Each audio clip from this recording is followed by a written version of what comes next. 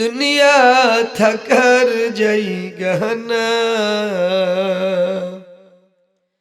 নাকের কাছে জীবন তোমার, মরণ ঘাড়ের পিছে। নাকের কাছে জীবন তোমার, মরণ ঘাড়ের পিছে। পরাণ পাখি দিলে ফাঁকি, সবই তোমার মিছে। কথা বলেন। হায়রে নাকের কাছে জীবন তোমার, মরণ ঘাড়ের পিছে। পরাণ পাখি দিলে ফাঁকি, সবই তোমার মিছে। আরে চোখ বুঝলে একবার তুমি, হায়রে চোখ বুঝলে একবার আর তো ফিরে আইবা না।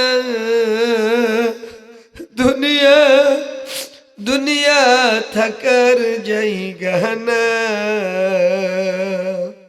দুনিয়া থাকার জায়গা না। এ দুনিয়া দুনিয়া থাকার জায়গা না। আতর সাদা কাপড় দিয়া মোরাই রাখবে দেহ, হইলে কবর তোমার খবর নেবে না আর কেহ। কথা বলেন।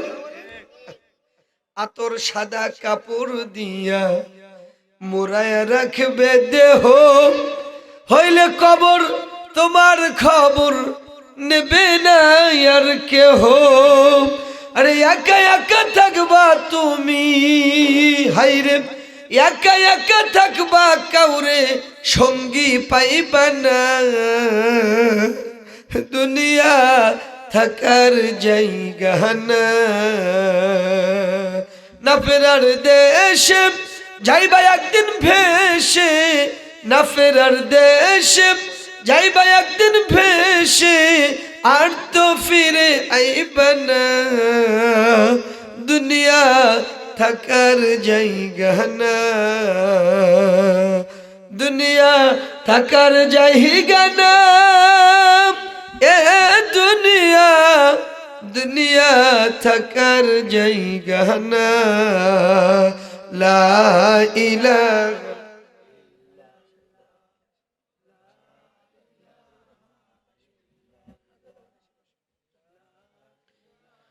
ইল্লাল্লাহ, সুবহানাল্লাহ, আলহামদুলিল্লাহ,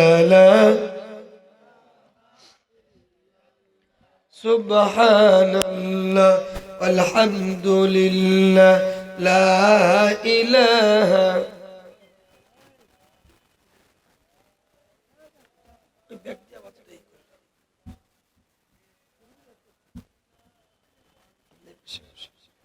সুবহানাল্লাহ, আলহামদুলিল্লাহ, লা ইলাহা, লা ইলাহা ইল্লাল্লাহু মুহাম্মাদুর রাসূলুল্লাহ সাল্লাল্লাহু আলাইহি ওয়াসাল্লাম। মুআজ্জাজ মুকাররম মুহতারাম, ঐতিহ্যবাহী বাংলাদেশের সুনামধন্য জেলা সিরাজগঞ্জ জেলার অন্তর্গত ইনায়েতপুর থানার নয়াপাড়া বাইতুন নূর পুরাতন জামে মসজিদের উন্নতি কল্পে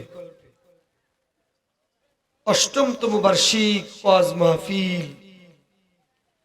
অধ্যক্ষর মাহফিলের সম্মানিত সুবিজ্ঞ সুনির্বাচিত অনারেবল প্রেসিডেন্ট, সম্মানিত সভাপতি, অত্র মসজিদের সম্মানিত সভাপতি জনাব মোহাম্মদ হুসাইন সরকার, আল্লাহ পাক মুরব্বীকে সুস্থ রাখুন, বলুন আমিন। প্রধান অতিথি বিশিষ্ট শিল্পপতি খামার গ্রাম আলহাজ মোহাম্মদ আফজাল হোসেন লাবলু, বিশেষ অতিথিবৃন্দ যারা এসেছেন, আমন্ত্রিত অতিথিবৃন্দ যারা এসেছেন, সবার জন্য দোয়া করি আল্লাহ পাক সবাইকে সেহাতে কামেলা আজিলা দান করুন।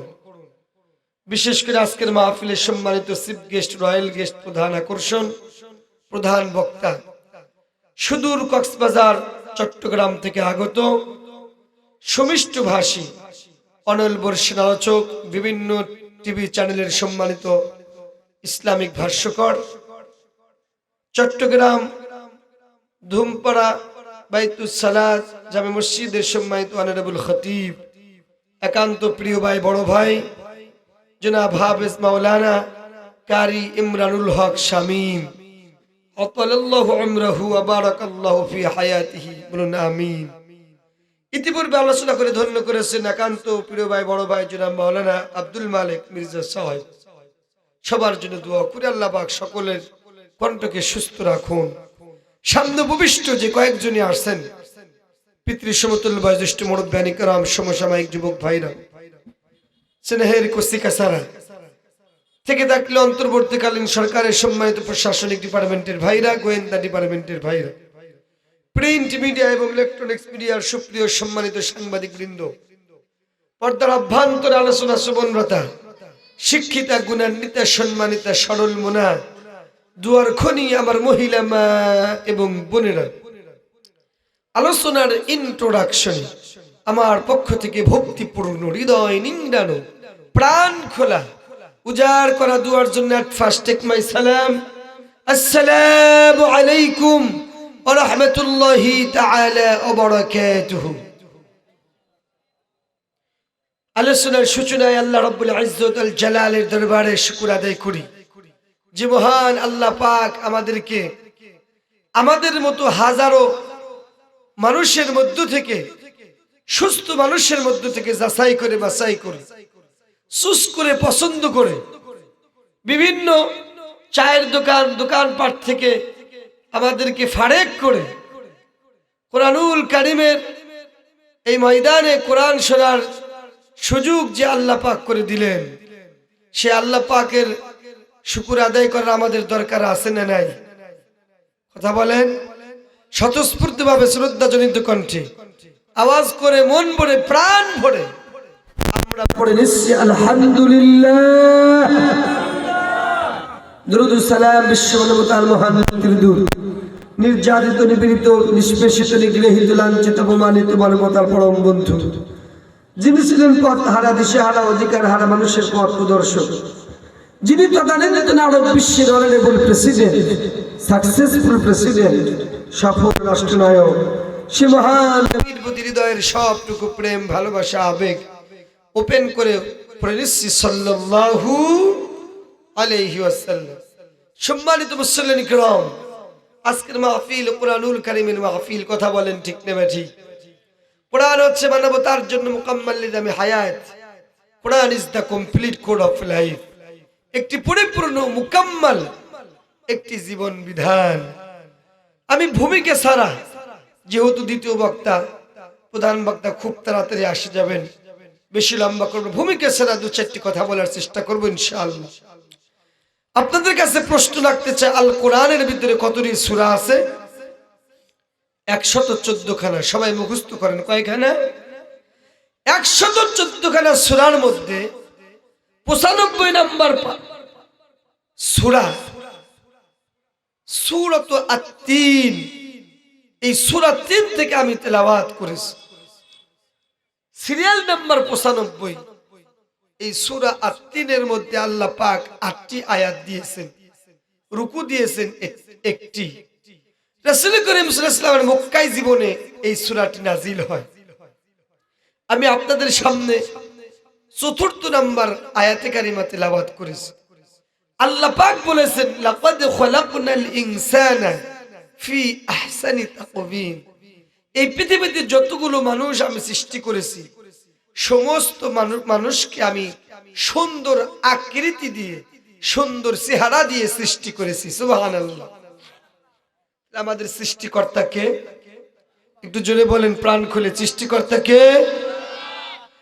শুধু আল্লাহ মানুষকে সৃষ্টি করেন নাই, আমরা আমাদের চামড়া চক্ষু দিয়ে যা কিছু দেখতে পাই, আসমান, জমিন, চন্দ্র, সূর্য, গ্রহ, নক্ষত্র, নিহারিকা, ছায়াপথ, গরু, ছাগল, ভেড়া, বকরি, এরপরে সাগর, মহাসাগর, নদী, নালা, খাল, বিল, পুকুর, পুষ্করী ইত্যাদি এমনও কিছু প্রাণী খালি চোখে দেখা যায় না, পানির নিচে, ঝোড় জঙ্গলে এমন অনেক প্রাণী আছে সেগুলোও দেখা যায় না।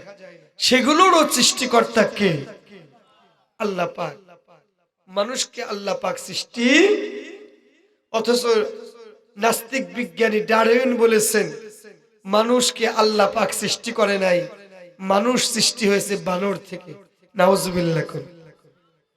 যদিও আধুনিক যুগের বিজ্ঞানীরা এটা বিজ্ঞানী ডারউইনের এই থিওরিকে ভুল প্রমাণ করেছেন, অসত্য এবং মিথ্যা বলেছেন। তার কারণ তারা গবেষণা করে বের করেছেন আল্লাহ পাক মানুষের ব্রেনের ভিতরে, মানুষের মস্তিষ্কের ভিতরে, মাথার ভিতরে এমন কিছু উপাদান দিয়েছেন শক্তিশালী, স্ট্রং করে, যে উপাদানের সাহায্যে মানুষ কথা বলতে পারে, গুছিয়ে সুন্দর করে সাবলীল ভাষায় কথা বলতে পারে। পক্ষান্তরে গরু, ছাগল, ভেড়া, বকরি, এরপরে জীব জানোয়ার, বানর, এরপরে কুকুর ইত্যাদিকে আল্লাহ পাক এইরকম উপাদান দেন নাই, অথবা দিলেও একেবারে দুর্বল করেছেন। এই জন্য সাবলীল ভাষায় সুন্দর করে গুছিয়ে মানুষের মতো কথা বলতে পারে না। বিজ্ঞানীরা বলেছেন যদি বানর থেকে মানুষ তৈরি হতো তাহলে মানুষও বানরের মতো কথা বলতে পারত। যেহেতু মানুষ কথা বলে, বানর কথা বলে না, অতএব বানর থেকে মানুষ তৈরি হতে পারে। নিশ্চয়ই মানুষের তৈরি সৃষ্টিকর্তা একজন আছে। এরপরেও আমার দেশের কিছু নাস্তিক আছে, তারা বলে এই পৃথিবীটা অটোমেটিক এমনি এমনি চলছে, এমনি এমনি হয়েছে। নাউজুবিল্লাহ।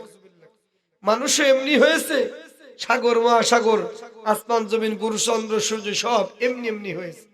তাই কি হয়েছে? আচ্ছা বলুন তো, আমার সামনে এই যে ক্যামেরা আছে, এই যে লাইট, মাইক আছে, লাইট আছে, সব কিছু আছে, মোবাইল আছে, এগুলো কি এমনি এমনি তৈরি হয়? কথা বলেন, নাকি আর আবিষ্কারক আছে? লাইট যেমন এমনি তৈরি হয় নাই, ক্যামেরা যেমন এমনি তৈরি হয় নাই, মাইক যেমন এমনি তৈরি হয় নাই, তেমনি ভাবে আসমান, জমিন, চন্দ্র, সূর্য, গ্রহ, নক্ষত্র, নিহারিকা, ছায়াপথ, নদী, নালা, খাল, বিল, জিন, ফেরেশতা, মানুষ এমনি এমনি তৈরি হতে পারে না। অবশ্যই এর একজন সৃষ্টিকর্তা আছে। চিল্লা বলেন আমাদের সৃষ্টিকর্তার নাম কি? আল্লাহ পাক। আমার ভাইরা, বন্ধুগণ, আমার মুসলমান, আল্লাহ পাক ডাকতে বলে ও পৃথিবীর মানুষ, এইবার তোমরা শোনো। এতক্ষণ যাবত তো তোমরা যুক্তির মাধ্যমে বুঝতে পারলা তোমাদের সৃষ্টিকর্তা আমি আল্লাহ। পৃথিবীতে কেউ, পৃথিবীর কোন মানুষ তোমাদের সৃষ্টি করে নাই। আসমানও আমি সৃষ্টি করেছি, জমিনও আমি সৃষ্টি করেছি, খাল, বিল, সাগর, মহাসাগর ইত্যাদি আমি সৃষ্টি করেছি। বান্দারে, এতক্ষণ যাবত তুমি কি করলা? যুক্তি তর্কের মাধ্যমে বুঝলা আমি সৃষ্টি করেছি। এইবার আমি যে সৃষ্টিকর্তা, এবার আসল দলিল নাও। দলিলটা কোথায়? দলিল হচ্ছে আল্লাহর কোরআন থেকে তুমি দলিল নাও। আল্লাহ পাক বলেছেন ও পৃথিবীর মানুষ, এই পৃথিবীতে তোমাদের কোনো অস্তিত্ব ছিল না। এই পৃথিবীতে তোমরা উল্লেখযোগ্য তোমরা কিছুই ছিলে না। তোমরা কিছুই ছিলে না, পৃথিবী তোমার কোনো ভূমিকা ছিল না। আল্লাহ পাক মানুষদেরকে ডাক দিয়ে বলেছেন 29 নম্বর পারার শেষের দিক দিয়ে একটা সূরা আদ-দাহরের আল্লাহ পাক প্রথম নম্বর আয়াতে বলেছেন হাল আতা আলাল ইনসানি হিনুম মিনাদ দাহরি লাম ইয়াকুন শাইআন মাযকুরা। জোরে জোরে বলুন আল্লাহু আকবার। আল্লাহ বলে ও ইনানপুরে মানুষ,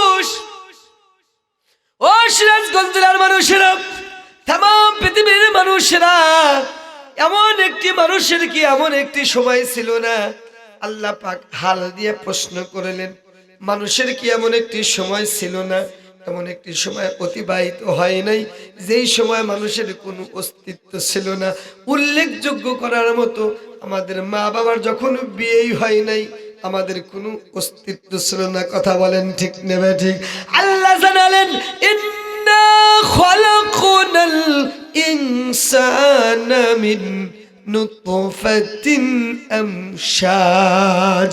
আল্লাহ পাক ডাক দিয়ে বলেন, আমি মানুষদেরকে এক ফোঁটা নাপাক মিশ্রিত, এক ফোঁটা নাপাক পানি দ্বারা আমি আল্লাহ পাক মানুষকে কেমনে তৈরি করেছি। এক ফোঁটা মিশ্রিত নাপাক পানি মায়ের গর্ভের ভিতরে আমি আল্লাহ পাক রক্ত জমাট করেছি। এই রক্ত জমাটটা আস্তে আস্তে আমি আল্লাহ পাক গোশত পিণ্ডতে তৈরি করেছি, গোশত বানিয়েছি। এরপরে আমি আল্লাহ পাক ওই গোশতর মধ্যে হাড় দিয়েছি। এরপরে আমি আল্লাহ পাক চামড়া দিয়া আমি ছাউনি বানিয়েছি। এরপরে আমি অঙ্গ প্রত্যঙ্গ দিয়েছি। তোমাদের হাত ছিল না, পা ছিল না, আমি আল্লাহ রক্ত মাংস, এরপরে হাড় দিলাম, এরপরে চামড়া দিয়ে ছাউনি দিলাম, এরপরে এক এক করে হাত বানালাম, চোখ দিলাম, কান দিলাম, নাক দিলাম, পা দিলাম ইত্যাদি দিয়া ছোট্ট বাচ্চা আকারে বানাইয়া আমি এই পৃথিবীতে আমি আল্লাহ তোমাকে এনেছি। সিল্লা বলেন সুবহানাল্লাহ। এই পৃথিবীতে উল্লেখ করার মতো তুমি কিছুই ছিলে না, তোমাদের অস্তিত্ব ছিল না। আমি আল্লাহ পাক এক ফোঁটা মিশ্রিত নাপাক মিশ্রিত পানির মাধ্যমে মায়ের পেটের ভিতরে আমি রক্ত জমাট করেছি। রক্ত থেকে মাংস, মাংসের পরে আমি হাড় দিয়েছি, চামড়া দিয়ে ছাউনি দিয়েছি, এরপরে অঙ্গ প্রত্যঙ্গ বানিয়ে ছোট্ট বাচ্চা আকারে মায়ের পেটের মাধ্যমে আমি আল্লাহ পাকে পৃথিবীতে তোমাকে এনেছি। সুবহানাল্লাহ। তার মানে বোঝা গেল আমাদের সৃষ্টি করেছেন কে? আল্লাহ পাক বলেছেন, বান্দারে এতটুকু দলিল শেষ নয়, আমি আল্লাহ পাক যে তোমাকে সৃষ্টি করেছি দলিল নাও। আল্লাহ পাক কোরআনুল কারীমে আর এক জায়গায় বলেছেন, সূরা আর রহমানের ভিতরে, সূরা আর রহমানের প্রথম 2-3 নম্বর আয়াত আল্লাহ পাক বলেছেন, যারা পারেন আমার সঙ্গে সবাই পড়ুন আর রহমান। সবাই বলেন আর রহমানু আল্লামাল কুরআন খালাকাল ইনসানা আল্লামাহুল বায়ান। জোরে জোরে বলুন আল্লাহু আকবার। আল্লাহ বলে, বান্দারে আমি রহমান, আমি শিখাইছি আল কোরআন, আমি সৃষ্টি করেছি মানব জাহান। আমি মানুষকে সৃষ্টি করেই ক্ষান্ত হই না, মানুষকে কথা বলার যোগ্যতা, কথাও শিক্ষা দিয়েছি আমি আল্লাহ। সিল্লা বলেন সুবহানাল্লাহ। মানুষ মায়ের পেট থেকে বের হওয়ার পরে কথাও পর্যন্ত বলতে পারে নাই। আল্লাহ পাক বলেছেন, আল্লামাহুল বায়ান, আমি বান্দাদেরকে, আমি মানুষদেরকে কথা পর্যন্ত শিক্ষা দিলাম। সিল্লা বলেন সুবহানাল্লাহ। আমাদের যে আল্লাহ পাক সৃষ্টি করেছেন এর কি কোনো সন্দেহ আছে? আল্লাহ পাক জানিয়ে দিলেন, বান্দারা এরপরেও যদি তুমি সন্দেহ করো, আল্লাহ পাক সূরা আলাকের ভিতরে 30 নম্বর পারা শেষের দিক দেখতে সূরা আলাক আল্লাহ পাক জানিয়ে দিয়েছেন, ইকরা বিসমি রাব্বিকাল্লাযী খালাক খালাকাল ইনসানা মিন আলাক। আল্লাহ বলেছেন, বান্দারে পড়ো তোমার প্রভুর নামে যিনি তোমাকে সৃষ্টি করেছেন। আল্লাহু আকবার। তার মানে বোঝা গেল আল্লাহ পাক আমাদেরকে সৃষ্টি করেছেন। সুবহানাল্লাহ। এরপরে মানুষদেরকে আল্লাহ পাক এবার মানুষদেরকে সতর্ক করে দেওয়ার জন্য আল্লাহ পাক সূরা বাকারার 28 নম্বর আয়াত। আল্লাহ পাক দেখেন এবার ডাক দিয়ে বলেন মানুষদেরকে, আল্লাহ ডাক দিয়ে বলেছেন কাইফা তাকফুরুনা বিল্লাহি ওয়া কুনতুম আমওয়াতান ফাআহইয়াকুম সুম্মা ইউমীতুকুম সুম্মা ইউহয়ীকুম সুম্মা ইলাইহি তুরজাউন।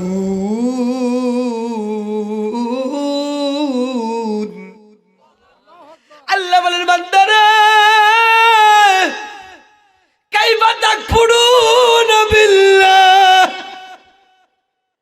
তুমি কিভাবে কেমন করে কোন সাহসে কোন অধিকারে কোন ক্ষমতার বলে তুমি আমি আল্লাহকে অস্বীকার করো, আমি আল্লাহর নাফরমানি করো, আমি আল্লাহর বিরোধিতা করো, আমি আল্লাহর বিরুদ্ধে স্লোগান দাও, কিভাবে কেমন করে? তার কারণ অকুনতুম আমওয়াত, তুমি তো ছিলা মৃত, তোমার কোনো অস্তিত্ব ছিল না, তোমার কোনো জীবন ছিল না, তুমি তো ছিলাম মৃত, একেবারে মৃত থেকে ফাআহইয়াকুম, আমি আল্লাহ পাক তোমাকে প্রাণ দিয়েছি, জীবন দিয়েছি, কিছু সময়ের জন্য জীবন দিয়েছি। বান্দারে মরণ থেকে আমি জীবন দিলাম, তুমি সেই আল্লাহর বিরোধিতা করো কেমনে? সেই আল্লাহকে অস্বীকার করো কেমনে? সেই আল্লাহর বিরুদ্ধে স্লোগান দাও কেমনে? সে আল্লাহর দলের বিরুদ্ধে স্লোগান দাও কেমনে? কোন সাহসে তুমি আল্লাহর বিরুদ্ধে স্লোগান দাও? কেমন করে তুমি অস্বীকার করো? তোমার অস্তিত্ব ছিল না, আমি আল্লাহ পাক তোমাকে অস্তিত্ব দিয়েছি, আমি আল্লাহ পাক তোমার জীবন দিয়েছি, তোমার হায়াত দিয়েছি। কোন সাহসে, কোন স্পর্ধা, কোন অধিকারে আমি আল্লাহ পাকের বিরোধিতা করো, আমি আল্লাহ পাককে অস্বীকার করো? তোমরা পৃথিবীতে যা কিছু দেখতে পাও সব কিছু আমি আল্লাহর, এরপরে আমি আল্লাহকে অস্বীকার করো, আমি আল্লাহর নাফরমানি করো, আমি আল্লাহর আইনের নাফরমানি করো, আমি আল্লাহ পাকের শরীয়তের অমান্য করো, নাফরমানি করো। কোন সাহসে, কোন ক্ষমতার বলে? অল্প কিছুদিন হায়াত দিয়েছি বলেই তুমি যা ইচ্ছা তাই করবা, এই অধিকার আমি আল্লাহ পাক তোমাকে দেই নাই। এইবার আল্লাহ পাক ডাক দিয়ে বলছে বান্দারে, খুব মনোযোগ, খুব মনোযোগ দেন। আল্লাহ পাক ডাক দিয়ে বলছে বান্দারে শোনো, 2 দিনের ক্ষমতা পাইয়া, 2 দিনের জীবন পাইয়া তোমরা যারা যা ইচ্ছা তাই করো, আমি আল্লাহর নাফরমানি করো, আমি আল্লাহর বিরোধিতা করো, তোমরা শুনে নাও। এই দিন নয়, আরো দিন আছে, এই দিন নিয়ে যাব সেই দিনের কাছে। পরের অংশে আল্লাহ পাক বলেছেন তোমরা তো এইভাবে থাকবা না, সুম্মা ইউমীতুকুম, অবশ্যই আমি আল্লাহ পাক তোমাদেরকে আবার মৃত্যু করব। তোমরা মৃত ছিলা, আমি জীবন দিয়েছি বলেই তোমরা পৃথিবীতে থাকতে পারো, পৃথিবীতে ব্যবসা করো, বাণিজ্য করো, সব করতে পারো। আমি আল্লাহ নাফরমানি করো, কয়দিন করবা করো করো। আল্লাহ পাক বলেছেন সুম্মা ইউমীতুকুম, এরপরে আবার তোমাদেরকে আমি মৃত্যু ঘটাবো, তোমরা মৃত্যুবরণ করবে। শুধু এতটুকু বলেই আল্লাহ পাক শেষ করলেন না, আল্লাহ পাক বলেছেন সুম্মা ইউহয়ীকুম, শুধু মৃত্যুই করব না, কিয়ামতের দিন আবার তোমাকে আমি জিন্দা করব। কি মনে করেছেন মরে গেলাম শেষ হয়ে গেলাম, মরে গেলাম বেঁচে গেলাম? না, মরে গেলাম বেঁচে গেলাম না। আল্লাহ পাক শুধু এটাই বলে শেষ করেন নাই, আল্লাহ বলছেন সুম্মা ইলাইহি তুরজাউন, কিয়ামতের আখিরাতের ময়দানে আমি আল্লাহ পাকের কাছে প্রত্যাবর্তন করতে হবে, আমি আল্লাহ পাকের কাছে তোমাকে ফিরে যেতে হবে।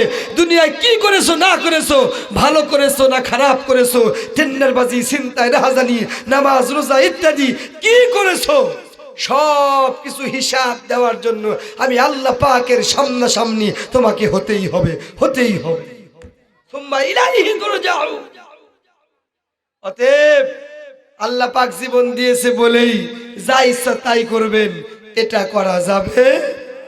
আমরা পৃথিবীতে কয়েকদিনের জন্য হায়াত পেয়েছি, কিন্তু আল্লাহ বলেছে সুম্মা ইউমিতুকুম, আবার আমাদেরকে মৃত্যু দিবে, সুম্মা ইউহয়িকুম, আবার জীবন দিবে, সুম্মা ইলাইহি তুরজাউন, হিসাব দেওয়ার জন্য আল্লাহ পাকের কাছে ফিরে যেতে হবে। এজন্য যা ইচ্ছা তাই করবেন, এটা করা যাবে। আমাদের জীবন দিয়েছেন কে তাহলে? এবার আল্লাহ পাকের কাছে প্রশ্ন, আল্লাহ কোরআনের অসংখ্য আয়াতের মাধ্যমে আমরা বুঝতে পারলাম আল্লাহ গো, আমরা বানর থেকে সৃষ্টি হই নাই, আমরা এমনি এমনি সৃষ্টি হই নাই। আল্লাহ গো, কোরআন থেকে বুঝলাম তুমি আমাদেরকে সৃষ্টি করেছো। হ্যাঁ, আমরা বিশ্বাস করি আল্লাহ তুমি আমাদের সৃষ্টি করেছো মাবুদ।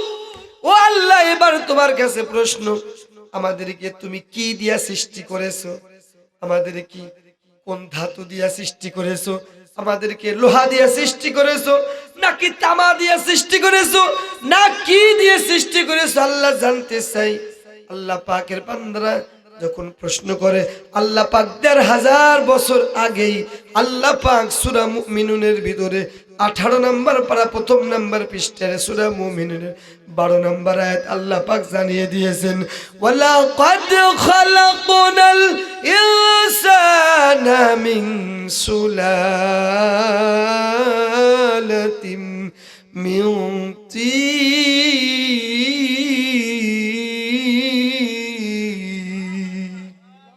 আল্লাহ পাক ডাক দেওয়ার পৃথিবীর মানুষ,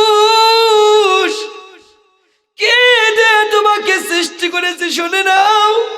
আল্লাহ পাক জানাচ্ছেন, আমি আল্লাহ রব্বুল আলামিন তোমাকে খটখটে আটালো মাটি দ্বারা আমি আল্লাহ তোমাকে সৃষ্টি করেছি।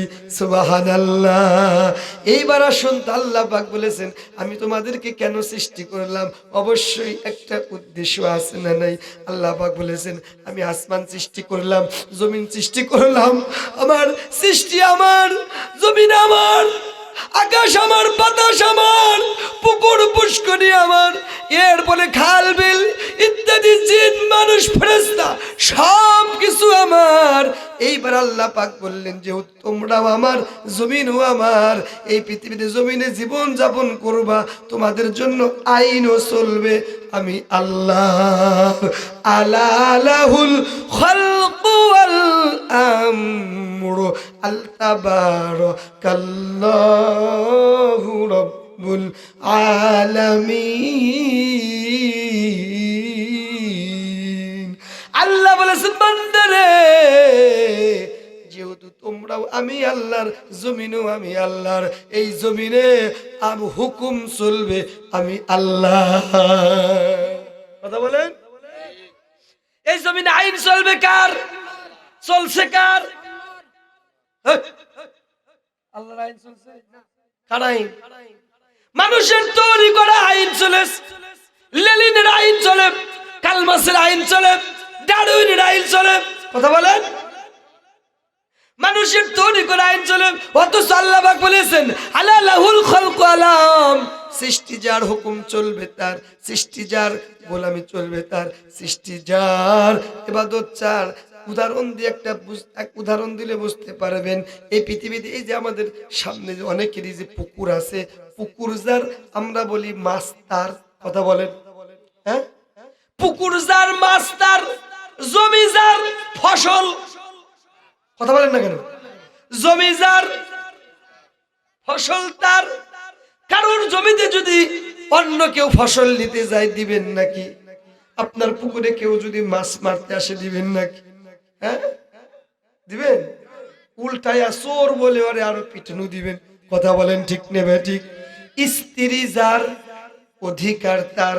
কথা বলেন, আপনার স্ত্রী যেরকম অন্যের অধিকার থাকে না, আপনার স্ত্রী অন্যের অধিকার থাকে না। আপনার পুকুরে আর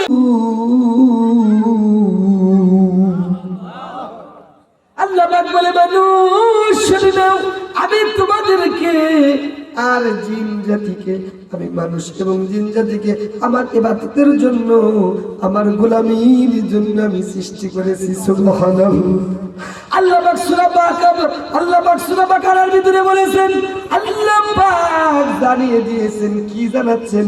আল্লাহ পাক জানিয়ে দিয়েছেন সমস্ত মানুষের ইবাদতের কথা বলে আল্লাহ জানালেন, ইয়া আইয়ুহান নাসু বুদু রাব্বাকুমুল্লাযী খালাকাকুম والذين من قبلكم لعلكم تتقون الله আল্লাহ পাক এই আয়াতে শুধু মুমিনদেরকে ডাক দিয়ে বলেন নাই, শুধু মুসলমানদেরকে ডাক দেন নাই, আল্লাহ পাক এই আয়াতের ভিতরে ডাকছে, ইয়া আইয়ুহান নাস, হে মানব জাতি, হে মানব সকল, উবুদু রাব্বাকুম, তুমি তোমার রবের নামের ইবাদত করো, রবের গোলামি করো, রবের দাসত্ব করো।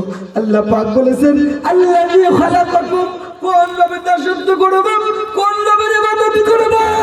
আল্লাযী খালাকাকুম, যে রব তোমাকে সৃষ্টি করেছেন, আল্লাহু আকবার, সেই রবের ইবাদত করো, সেই রবের গোলামি করো, সেই রবের দাসত্ব করো। এখন আল্লাহ পাক এটাও শিক্ষা দিলেন, গোলামির ধরন হবে কেমন, ইবাদতের ধরন হবে কেমন, এটাও আল্লাহ পাক শিক্ষা দিয়েছেন। সূরা আন-নিসা 5 নম্বর পারার 3 নম্বর পৃষ্ঠার সূরা আন-নিসার 36 নম্বর আয়াত আল্লাহ পাক এবার ডাক দিয়ে বলেছেন, ওয়া'বুদুল্লাহা ওয়ালা তুশরিকু বিহি শাইআ, বান্দারে আমি আল্লাহ পাকের ইবাদত করো। এই ইবাদতটা হবে কেমন? লা তুশরিকু বিহি শাইআ, এই ইবাদতের সাথে কোনো শিরিক থাকবে না, শরীক থাকবে না, শুধুমাত্র কেবলমাত্র একমাত্র আমি আল্লাহ পাকের উদ্দেশ্যেই তুমি ইবাদত করবা। জোরে জোরে বলেন সুবহানাল্লাহ। একমাত্র আমি আল্লাহ পাকের ইবাদত করতে হবে, আল্লাহ পাকের ইবাদতের ভিতরে কোনো শিরক থাকবে না, বিদআত থাকবে না, শিরক মুক্ত বিদআত মুক্ত ইবাদত করতে হবে। কথা বলেন ঠিক না বেঠিক? এখন প্রশ্ন আসতে পারে, হুজুর ইবাদতের বহিঃপ্রকাশ কি করে মুসলমান হয়? নতুন করে মুসলমান হওয়ার পরে আল্লাহ পাক যেই বিধানটা দেন, ইবাদতের বহিঃপ্রকাশ হচ্ছে আল্লাহ রাব্বুল আলামিনের কুদরতি পায়ে সিজদা। সুবহানাল্লাহ। তার মানে নামাজ নামাজ নামাজ। আপনি যে আল্লাহর বান্দা, আপনি যে আল্লাহর গোলাম, আপনি যে আল্লাহর চাকর, আপনি যে আল্লাহর বান্দা, এর বহিঃপ্রকাশ হবে নামাজের মাধ্যমে। কথা বলেন। আল্লাহ রাসূল বলেছেন, আল্লাহর বান্দা বান্দি যখন সিজদায় যায়, সিজদায় যাওয়ার কারণে আল্লাহ পাক এবং ওই বান্দার মাঝখানে আর কোনো ফাঁকা থাকে না, একেবারে আল্লাহর নিকটবর্তী হয়ে যায়। মুসলিম শরীফের হাদিস, আল্লাহ রাসূল বলেছেন, আন আবি হুরায়রা রাদিয়াল্লাহু তাআলা থেকে বর্ণিত, তিনি বলেছেন, আকরাবু মা ইয়াকুনুল আবদু মির রাব্বিহি ওয়া হুয়া সাজিদুন ইলা আখিরিল হাদিস, রাওয়াহু মুসলিম। আমার রাসূল বলেছেন, আল্লাহর বান্দা বান্দি যখন সিজদার মধ্যে চলে যায়, আল্লাহর অতি নিকটবর্তী হয়ে যায়। বান্দা কপাল দিয়া সিজদা দেয়, নাক দিয়া সিজদা দেয়, তার কুদরতি পায়। বান্দা কপাল দিয়া, নাক দিয়া, সিজদা দিয়া আল্লাহ পাকের কাছে বলে আসি, আল্লাহ তুমি যে আমার রব, তুমি যে আমার আল্লাহ, আমি যে তোমার গোলাম, আমি যে তোমার বান্দা, আমি স্বীকৃতি দিয়ে গেলাম আল্লাহ তোমার কুদরতি পায়ে আমি কপাল দিয়ে নাক দিয়ে সিগনেচার করে দিয়ে গেলাম, অবশ্যই অবশ্যই আমি তোমার গোলামি করি, সিজদা দেই, সিজদার মাধ্যমে গোলামি করার মাধ্যমে সাইন দিয়ে গেলাম আমি তোমার বান্দা, তুমি আমার রব। সিজদার মাধ্যমে আপনাকে ইবাদতের বহিঃপ্রকাশ ঘটাতে হবে, নামাজের মাধ্যমে বহিঃপ্রকাশ ঘটাতে হবে। আমরা এখানে যারা আছি অনেকেই একটু একটু নামাজ পড়ি, অধিকাংশ মানুষ অনেকে আমরা নামাজ পড়ি না। কথা বলে। এই বাংলাদেশে দেখেছি অনেক পীর পর্যন্ত আছে, পীররা পর্যন্ত নামাজ পড়ে না। আছে না নাই? বাংলাদেশে হাজার হাজার পীর আছে। অনেকে বলে পীরের মুরিদ হলে নামাজ রোজা লাগে না। আছে না নাই? কথা বলেন। নামাজ হচ্ছে ফান্ডামেন্টাল ওয়ারশিপ, নামাজ হচ্ছে একটা মৌলিক ইবাদত। নামাজের গুরুত্ব এতটাই বেশি, রাসূল বলেছেন as-salatu ইমাদুদ্দিন, নামাজ হচ্ছে ধর্মের খুঁটি। নামাজ কি? এই খুঁটি না থাকলে যেরকম এই প্যান্ডেল থাকবে না, খুঁটি নাই, খুঁটি না থাকলে এই মাহফিল থাকবে না, তেমনি ভাবে তার অস্তিত্বই নাই। তেমনি ভাবে যে মুসলমান, যে ধর্মের মানুষ নামাজ পড়বে না তার কোনো ধর্মই নাই। ওমান আকামাহা ফাকামাত আকামাদ্দিন, যে ব্যক্তি নামাজ প্রতিষ্ঠা করলো, নামাজ পড়লো, সে ব্যক্তি ধর্মকে টিকে রাখলো। ওমান তারাকাহা ফাকাদ হাদামাদ্দিন, যে ব্যক্তি নামাজ ছেড়ে দিল তার নিজের ধর্মকে সে ধ্বংস করে দিল। নাউজুবিল্লাহ। কি বলে কন্ডিল মিয়া? নামাজ পড়েন না আপনি মুসলমান দাবি করেন, আপনি ইসলাম ধর্মের মানুষ দাবি করেন না। আল্লাহ রাসূল বলেছেন মান তারাকাহা ফাকাদ হাদামাদ্দিন, যে ব্যক্তি নামাজ পড়লো না, নামাজ ছেড়ে দিল, সে ব্যক্তি তার নিজের ধর্মকে ধ্বংস করলো। নাউজুবিল্লাহ। শুধু তাই নয়, রাসূল বলেছেন আউয়ালু মা ইউহাসাবু বিহিল আবদু ইয়াউমাল কিয়ামাতিস সালাহ, কিয়ামতের দিন আল্লাহ পাক আপনি যত আমল করবেন সব আমল হিসাব নেওয়ার জন্য সিরিয়াল করবেন। কি করবেন? সিরিয়াল করবেন। সিরিয়ালের ভিতরে সবচাইতে প্রথম নাম্বার যেই সিরিয়ালে রাখবেন সেটা হচ্ছে নামাজ। নামাজ নামাজ নামাজের হিসাব আল্লাহ পাক সিরিয়াল নাম্বার 1, প্রথম নাম্বার সিরিয়াল দিবেন। রাসূল সাল্লাল্লাহু আলাইহি ওয়াসাল্লাম একটা খুশির সংবাদ দিবেন, নামাজের হিসাবে যদি কেউ পার পেয়ে যায়, নামাজের হিসাব যদি ভালো হয়, আল্লাহ পাক অন্যান্য হিসাব সহজ করে দিবেন। সুবহানাল্লাহ বলবেন না? এখানে যারা আছেন অনেক মানুষকে যদি প্রশ্ন করা হয়, ভাই আপনি কেন নামাজ পড়েন না কেন? কয় হুজুর আমি সারাদিন কৃষি কাজ করি, কাজকর্ম করি, এই জন্য নামাজ পড়ার সুযোগ পাই না। কি পাই না? কাজ করার সুযোগ পায়, নামাজ পড়ার সুযোগ পায় না। আবার কাউকে প্রশ্ন করা হয়, বলে হুজুর আমি সারাদিন ব্যবসা করি, এই জন্য নামাজ পড়ার সুযোগ পাই না। আর একজনকে যদি বলা হয় হুজুর আপনি নামাজ পড়েন না কেন? বলে হুজুর আমি গরিব মানুষ, সারাদিন কাজকর্ম করে খাই, এই জন্য নামাজ পড়া কোনো সুযোগ পাই। এরকম অজুহাত আছে না নাই? বন্ধু মুসলমান, যারা ব্যবসার জন্য, যারা কাজকর্মের জন্য গরিব মানুষ বলে নামাজ পড়ার সুযোগ পায় না, অজুহাত দেন। সাহাবায়ে কেরামের ইতিহাসের দিকে একটু কান লক্ষ্য করুন। কিতাবের ভিতরে দেখলাম, ইতিহাসের ভিতরে দেখলাম, হাজারো কষ্ট, দুর্দশা, মুসিবতের পরেও, হাজারো গরিব হওয়ার পরেও আল্লাহ নবীর সাহাবীরা কোনোদিনও নামাজ ছাড়তেন না। সুবহানাল্লাহ। নবীজির একজন সাহাবীর কথা মনে পড়ে গেল, হযরত আবু তালহা রাদিয়াল্লাহু তাআলা আনহু, নবীজির প্রাণ প্রিয় সাহাবী। আমার নবীজির পিছনে দীর্ঘদিন নবীজির পিছনে 5 ওয়াক্ত নামাজ পড়েছেন মসজিদ নববীর ভিতরে। হঠাৎ করে সাহাবায়ে কেরাম লক্ষ্য করলেন নবীর প্রাণপ্রিয় সাহাবী আবু তালহা ফজরের নামাজ পড়ে আর দেরি করেন না। অন্যান্য সাহাবীরা ফজরের নামাজ পড়ে নবীজির সামনে বসে যায়, নবীজি কিছুক্ষণ বয়ান করেন, বয়ান শোনেন, নবীজি জিকির করেন, জিকির একসাথে জিকির করেন, নবীজির ওয়াজ শোনেন, ইত্যাদি ইত্যাদি শোনেন। কিন্তু আবু তালহা ফজরের নামাজ পড়ে 1 মিনিটও দেরি করেন না, সঙ্গে সঙ্গে বাড়িতে চলে যায়। এরকম দেখতে দেখতে সাহাবায়ে কেরাম নবীজির কাছে বিচার দিলেন, ওগো নবীজি আপনার প্রাণের সাহাবী আবু তালহা বোধহয় মুনাফিক হয়ে গেছে। নাউজুবিল্লাহ। আপনার সাহাবী আবু তালহা মনে হয় দুনিয়াদারি হয়ে গেছে, এই যে নামাজ পড়ে আপনার সামনে বসে না। আমরা নামাজ পড়ে আপনার সামনে বসে বয়ান শুনি, নামাজ পড়ে আপনার সামনে বসে ওয়াজ শুনি, নামাজ পড়ে আপনার সাথে জিকির আজগার করি, কিন্তু আপনার সাহাবী আবু তালহা নামাজ পড়ে বসে না, দৌড়া যায়, বাড়িতে চলে যায়। না জানি আবু তালহা দুনিয়াদারি হয়ে গেছে অথবা মুনাফিক হয়ে গেছে। আমার ভাই, নবীজি একেবারে সংক্ষিপ্ত বলছে, অনেক লম্বা চড়া কথা। নবী আমার সাহাবীদের কথা শুনে সাহাবায়ে কেরামকে ডেকে ডেকে বলে, আমার সাহাবীরা আগামী কাল যখন আবু তালহা মসজিদে নামাজ পড়ার জন্য আসবে ফজরের নামাজে, আবু তালহাকে তোমরা বলো সে যেন নামাজ পড়ে আর বাড়িতে না যায়, আমি রসুলের সাথে যেন দেখা করে, রসুলের সামনে যেন বসে যায়। আমি নবীজি আবু তালহার সাথে কিছু কথা বলতে চাই। পরের দিন ফজরের নামাজে আজান হয়ে গেল। আবু তালহা ওযু করে মসজিদে আসলেন। সুন্নত নামাজ পড়ে বসে আছেন, ফরজ নামাজের জন্য অপেক্ষায় বসে আছেন। সুন্নত নামাজের পরে একদল সাহাবী হযরত আবু তালহার কাছে এসে বসলেন। আবু তালহা রে, নবীজি তোমার সাথে কথা বলবেন। আজকে নবীজি নামাজের পরে তোমাকে বাড়ি যেতে নিষেধ করেছেন, তুমি নবীজির সামনে বসে যেও, আল্লাহ নবীজি তোমাকে তলব করেছেন, তোমার সাথে কিছু কথা বলতে চান। আমার ভাইরা, নামাজের রক্ত হয়ে গেল, নবী আমার নামাজ পড়ালেন।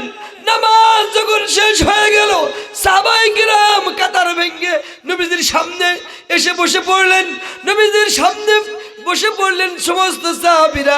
হযরত আবু তালহা সেদিন আর বাড়িতে গেলেন না, সেদিন নবীজির সামনে এসে বসে গেলেন। আমার ভাই, আমার নবীজি আবু তালহাকে লক্ষ্য করে বলেন, ও আবু তালহা আমার সাহাবী, তুমি কি আমার প্রতি কোনো রাগ করেছো নাকি? আমার প্রতি কোনো তোমার দুঃখ কষ্ট আছে নাকি?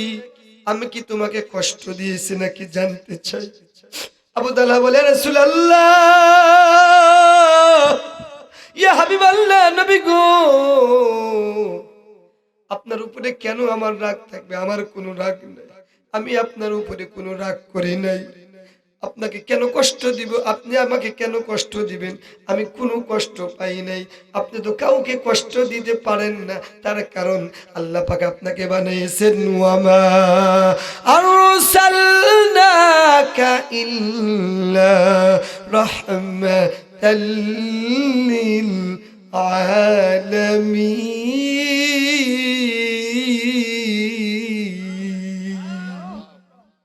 হযরত আবু তালহা বলে, নবীজি আল্লাহ পাক তো আপনাকে পৃথিবীবাসীর জন্য রহমত করে প্রেরণ করেছেন।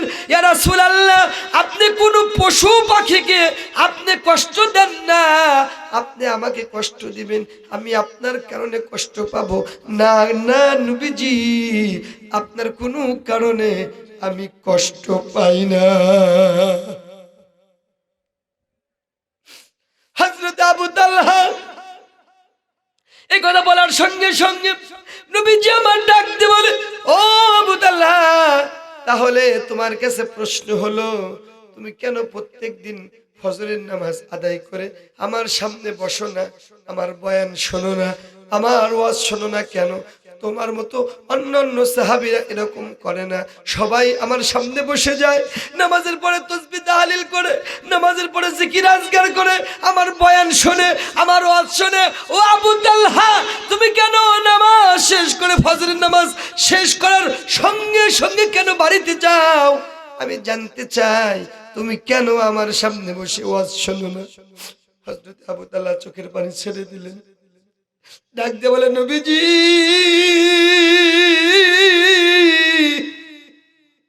আমি আবু তালহারও মন চায় আপনার সামনে বসে ফজরের নামাজ আদায় করে আপনার সামনে বসে ওয়াজ শুনি, আপনার সামনে বসে বয়ান শুনি।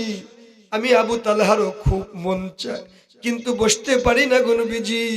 এই জন্য বসতে পারি না, তার কারণ হলো এই মুহূর্তে আমি আমার স্ত্রী মিলে, দুজন মিলে আমরা নামাজ পড়ি, 5 ওয়াক্ত নামাজ পড়ি, কোনোদিনও নামাজ ছাড়ি না গো নবীজি।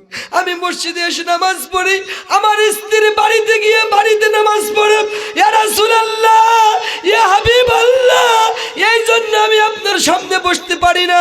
এই মুহূর্তে নামাজ পড়ার মতো মাত্র একটা কাপড় আছে আমাদের দুজনের, যেটা দিয়ে আমরা নামাজ পড়ি গো নবীজি। নবীজি, আমি যখন নামাজে আসি কাপড় পরে, আমার স্ত্রী ঘরের এক কোণায় বসে থাকে। আমি নামাজ শেষ করার সঙ্গে সঙ্গে আবার যখন বাড়িতে চলে যাই, আমি কাপড় খুলে দেই, সেই কাপড় পরে আমার স্ত্রী নামাজ আদায় করে। ইয়া রাসূলুল্লাহ, ফজরের নামাজ পড়ে আপনার সামনে বসতে মন চায়, কিন্তু বসতে পারি না। তার কারণ ফজরের নামাজের পরে বেশিক্ষণ সময় থাকে না, ওয়াক্ত শেষ হয়ে যায়। আমি যদি আপনার সামনে বসে ওয়াজ শুনি, বয়ান শুনি গো নবীজি, আমার স্ত্রীর নামাজ কাজা হয়ে যাবে, আমার স্ত্রীর নামাজ হবে না। এই জন্য গো নবীজি আমি ফজরের নামাজ আদায় করে এক মুহূর্তে দেরি করি না। আমার স্ত্রী নামাজ পড়বে, ওয়েট করছে, এই জন্য আমি তাড়াতাড়ি করে চলে যাই, কাপড় খুলে দেই, এরপরে আমার স্ত্রী কাপড় পরে নামাজ পড়ে। জোরে জোরে বলেন সুবহানাল্লাহ। আমার নবীজি আবু তালহার কথা শুনে চোখের পানি আর রাখতে পারলেন না। নবীজির চোখ দিয়ে পানি পড়ে গেল। ডাকতে বলে, আবু তালহা, অবশ্যই তুমি আল্লাহর জান্নাতি। তার কারণ হলো, আবু তালহা, তুমি এত গরিব মানুষ, এত গরিব হওয়ার পরেও তুমি নামাজ ছাড়ো না, পরনে তোমার কাপড় নেই, এই অজুহাত দিয়ে তুমি নামাজ পড়তে নাও আসতে পারতা যে আমার কাপড় নেই। কিন্তু আবু তালহা, নামাজের গুরুত্ব এতটাই দিয়েছো, তুমি গরিব হওয়ার পরেও তুমি নামাজ ছাড়ো না, তোমার স্ত্রী নামাজ ছাড়ে না। আমার নবীজি চোখের পানি ফেলে দিলেন। হযরত আবু তালহার মাথায় হাত বুলিয়ে দিলেন। হাত বুলিয়ে দিয়ে আল্লাহর কাছে দোয়া করলেন, আল্লাহ গো, আমার আবু তালহাকে তুমি তোমার জান্নাতে দিও। সুবহানাল্লাহ। সাহাবায়ে কেরাম রাদিয়াল্লাহু তাআলা এত গরিব হওয়ার পরেও তারা কোনোদিন নামাজ ছাড়ে নাই, কোনো বিপদে আপদে পড়ার পরেও তারা কোনোদিন নামাজ ছাড়ে নাই, ব্যবসার সুতা দেন নাই, ব্যবসার অজুহাত দেন নাই। সাহাবায়ে কেরাম রাদিয়াল্লাহু তাআলা আনহু বালা মুসিবত যত বেশি পড়েছেন তত নামাজে দাঁড়িয়ে গেছেন। সুবহানাল্লাহ। বন্ধু মুসলমান, এত গরিব মানুষ সাহাবায়ে কেরাম, তাও তারা নামাজ ছাড়ে না। অথচ আমি আপনি মুসলমান, কথা বলেন, আমরা নামাজ পড়ি না। আপনি মুসলমান, আমরা নামাজ ছেড়ে দেই, আল্লাহর হুকুম মানি না। আপনি মুসলমান, আপনি আল্লাহর হুকুম মানেন না। আপনি সুদ খান, আপনি মুসলমান ঘুষ খান, আপনি মুসলমান, আপনি টেন্ডারবাজি করেন, আপনি মুসলমান, আপনি সাদাবাজি করেন, আপনি মুসলমান, আপনি নারী নির্যাতন করেন, আপনি মুসলমান, এক কথায় খারাপ কাজ করেন, নামাজ পড়ার সুযোগ পান না। আমার যুবক ছেলেরা রাতের পর রাত ডিজে গান বাজায়। 14 ফেব্রুয়ারি, এরপরে বৈশাখী, এরপরে 31 নাইট, ইত্যাদি ইত্যাদি অনেক নিত্য নতুন দিনে দিনে সারা রাত ভরে গান বাজনা করে, নামাজ পড়ার সুযোগ পায় না। শীতের দিন ল্যাপ মুড়ি দিয়া খারাপ ভিডিও দেখে, ভাবে আমার বাবা দেখে না, মা দেখে না, কেউ দেখে না, স্ত্রী পুত্র কেউ দেখে না। বলুন তো, যেটা কেউ দেখে না সেটা দেখেন কে? যেটা কেউ বোঝে না সেটা বোঝেন কে? যেটা কেউ শোনে না সেটা শোনেন কে? আমার আল্লাহ পাক এত ক্ষমতা, আমার আল্লাহ পাক ইচ্ছা করলে মুহূর্তের ভিতরে সাগরকে বন্দর বানাতে দিতে পারেন, সাগরকে নগর বানাতে পারেন, নগরকে সাগর বানাতে পারেন। আমার আল্লাহ ইচ্ছা করলে ফকিরকে বাচ্চা করতে পারেন, বাচ্চাকে ফকির বানাতে পারেন। আমার আল্লাহ ইচ্ছা করলে রাতকে দিন বানাতে পারেন, দিনকে রাত বানাতে পারেন। আমার আল্লাহ ইচ্ছা করলে 16 বছরের জগদ্দল পাথরকে ছোট্ট ছোট্ট ছাত্র ছাত্রীদের মাধ্যমে এই বাংলাদেশ থেকে বিদায় করে দিতে পারেন। জোরে জোরে বলেন, কথা ঠিক নেবে ঠিক? মনে করেছেন আল্লাহর ক্ষমতা, আল্লাহর পাওয়ার এত, আল্লাহ পাক ইচ্ছা করলে রাতকে দিন বানাতে পারেন, দিনকে রাত বানাতে পারেন, ফকিরকে বাচ্চা, বাচ্চাকে ফকির বানাতে পারেন। আল্লাহ পাক ইচ্ছা করেছে বলে। কি অহংকার মানুষের, কি অহংকার! 16টা বছর ক্ষমতায় পায়া কি যে অহংকার! মাঝে মাঝে বলে স্যার 2021 সাল, 2041 সাল, কোথায় গেল তোমার সে ক্ষমতা? কোথায় গেল সে অহংকার? কোথায় গেল? আমরা পালাবো না, কি করব না? আমরা পালাবো না। এখন দেখা যায় পালাবার জায়গায় পাওয়া যায় না। কথা বলেন, কথা বলেন, কথা বলেন। কি অহংকার, মনে রাখবেন, অহংকার পতনের মূল। অহংকার হচ্ছে আল্লাহর চাদর। এই পৃথিবীতে যারা অহংকার করবে, আল্লাহর চাদর নিয়ে তারা টানাটানি করবে। কথা বলেন ঠিক না বেঠিক? এই পৃথিবীতে যারা অহংকার করবে তারা হবে জাহান্নামী। প্রিভিয়াস হিস্টোরি, ইতিহাসের দিকে তাকান। ফিরাউনের মতো মানুষ সুপ্রিম পাওয়ার ছিলেন, যিনি দাবি করেছে আনা রব্বুকুমুল আলা, তিনি ওই সময় খোদা দাবি করেছিলেন, অহংকার করেছিলেন। আল্লাহ পাক অহংকার করার কারণে ফিরাউনকে ধ্বংস করে দিয়েছে। কথা বলেন ঠিক না বেঠিক? অহংকার করেছিলেন নমরুদ। নমরুদ অহংকার করার কারণে আল্লাহ পাক নেংরা মশা দিয়া জুতা পানি খাওয়ায়া পিটায়া পিটায়া আল্লাহ পাকে পৃথিবীর থেকে ধ্বংস করেছেন। অহংকার করেছিল আজাজিল, আল্লাহ পাক লানত প্রাপ্ত, লানত দিয়া আল্লাহ পাক শয়তান বানিয়ে দিয়েছে। অহংকার করেছিলেন বাদশা আব্রাহা। অহংকার এতটাই ক্ষমতা ছিল তার যে কাবার ঘর হস্তি বাহিনী দিয়া ভাঙতে এসেছিল। নাউজুবিল্লাহ। আল্লাহ পাক অহংকার ধুমড়ে মুছড়ে দিলেন। ছোট্ট ছোট্ট আবাবিল পাখির মাধ্যমে আব্রাহা বাদশাকে, হস্তি বাহিনীকে এই পৃথিবীর থেকে মাটির সাথে মিশিয়ে দিয়েছেন। কথা বলেন ঠিক না বেটি? সে আল্লাহ এখন আছে না নাই? সে আল্লাহ এখন আছে না নাই?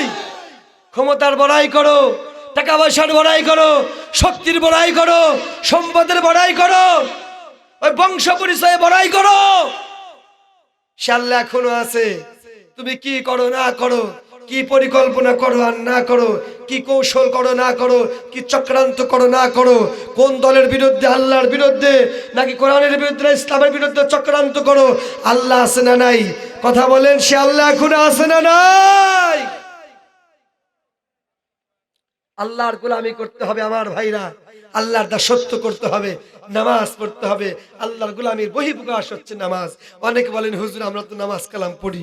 হ্যাঁ, নামাজ পড়েন, কিন্তু নামাজ পড়ে আমার দেশে এরকম মুসল্লিও আছে, এরকম হাজি গাজিও আছে, নামাজ পড়ে সুদ খায়, আছে না নাই? নামাজ পড়ে ঘুষ খায়, আছে না নাই? নামাজ পড়ে টেন্ডারবাজি করে, আছে না নাই? নামাজ পড়ে পরের হক মেরে খায়, আছে না নাই? নামাজ পড়ে আল ঠেলে, জমির আল ঠেলে, এইরকম হাজি গাজি নামাজি মুত্তাকি মুসলমান আছে না? আল্লাহ বলে আমি তো এটা চাই নাই। আমি আল্লাহ নামাজ যেরকম বলেছি কোরআনে, রোজার কথা বলেছি আমি কোরআনে, যাকাতের বলা যেরকম বলেছি কোরআনে, সুদ খাওয়া যাবে না এটাও বলছি কোরআনে। কথা বলেন, ঘুষ খাওয়া যাবে না এটাও বলছি কোরআনে, টেন্ডারবাজি করা যাবে না এটাও বলছি কোরআনে, সাদাবাজি করা যাবে না এটাও বলছি কোরআনে, ডাকাতি করা যাবে না এটাও তো কোরআনেই বলছি। মা বোনদেরকে আল্লাহ বলছেন বেপরদায় চলাফেরা করা যাবে না, এটাও তো করছি। তাহলে আপনি নামাজ পড়লেন, কোরআনের কিছু অংশ মানলেন, কিন্তু সুদ খাওয়া যাবে না এটা মানলেন না। হবে হবে হবে।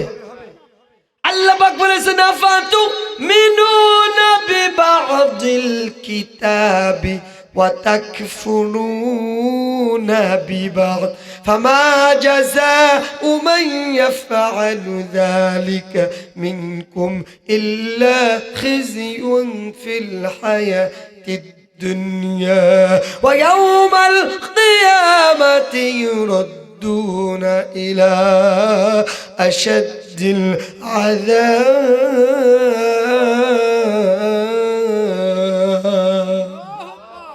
আল্লাহ বলছে পৃথিবীর মানুষ, খুব মনোযোগ দেন এই আয়াতের দিকে। আল্লাহ বলছে তোমরা কোরআনের কিছু অংশ যারা মানো আর কিছু অংশ যারা মানো না, কি ও মুমিন আফাতুমিনুনা বিবাদিল কিতাব ওয়া তাকফুরুনা বিবাদ, আমার কিছু অংশ বিশ্বাস করবা, বিশ্বাস করবা বলেই মানবা। তুমি নামাজ পড়ো, কোরআনে আছে নামাজ পড়া কথা, এটা তুমি বিশ্বাস করো, নামাজ পড়ো, কোরআনে আছে সুদ খাওয়া যাবে না, কিন্তু তুমি ঠিকই সুদ খাও, তার মানে তুমি কোরআনের ওই আয়াত মানো না। কথা বলেন, হ্যাঁ? আল্লাহ বলছেন না না না, এটা হতে পারে না। তুমি যদি প্রকৃত ইমানদার হতে চাও, মুমিন হতে চাও, তুমি যদি এই কাজগুলো করো, কিছু অংশ মানবা কিছু অংশ মানবে না, এইভাবে যদি চলো, তাহলে আমি আল্লাহ কি করব? এই পৃথিবীতে তোমাকে লাঞ্ছনা বঞ্চনা গঞ্চনা অপমানিত করব, আর আখিরাতে আমি আল্লাহ পাক কঠিন শাস্তির মুখাপেক্ষি করব। জোরে জোরে বলেন নাউজুবিল্লাহ। কিছু অংশ মানবেন, কিছু অংশ মানবে না, এটা হতে পারে। আল্লাহ পাক বলেছেন, আমি যে আল্লাহ রোজার কথা বলিস তোমরা রোজা রাখো, আমি নামাজ পড়ার কথা বল তোমরা নামাজ পড়ো, কিন্তু নামাজ কায়েমের কথা আমি বলেছি, তোমাকে নামাজ কায়েম করতে হবে। যাকাত দিতেও বলেছি, যাকাত কায়েমও করতে হবে। এই পৃথিবীতে আমি আল্লাহর দ্বীন, আল্লাহর আইন ও কানুন ও বিধান, আমি কোরআনের বিধানগুলো এই জমিনে প্রতিষ্ঠা করতে হবে, এটাও ফরজ। নামাজ ফরজ, নামাজ পড়ো। রোজা ফরজ করে দিলাম, রোজা করো। যাকাত ফরজ করে দিলাম, যাকাত দাও। পর্দা ফরজ করে দিলাম, মা বোনরা পর্দায় থাকো। তেমনি ভাবে আমি আল্লাহর যতগুলো আইন আছে এই কোরআনের ভিতরে, সমস্ত আইন প্রতিষ্ঠা করা, এটাও হচ্ছে ফরজ। তুমি এটা একদিনও করলা না। আল্লাহর আইন প্রতিষ্ঠা হোক তুমি চাইলা না। আল্লাহর আইন প্রতিষ্ঠা করতে গিয়ে একদিনও তোমার জেলখানায় যাওয়া লাগলো না, একদিনও স্লোগান দিলা না, একদিনও মিটিং মিছিল করলে না। অথচ এই বাংলাদেশে কোরআনের আইনের বিরোধিতা করে যারা এই পৃথিবীতে কোরআনের আইন চেয়েছে, তাদেরকে জেলের মধ্যে ঢুকিয়ে ফাঁসির কাস্টেও ঝুলিয়েছে। কথা বলেন ঠিক না বেঠিক? তুমি মুমিন দাবি করো, কোরআনের কিছু অংশ মানছাও, জেলখানায় যাওয়া লাগবে। কোরআনের আইনের কথা মানুষকে বললেই মানুষ আবার উল্টায় জেলে দিতে পারে, এই ভয়ে একবারও স্লোগান দিলে না কোরআনের আইনের পক্ষে।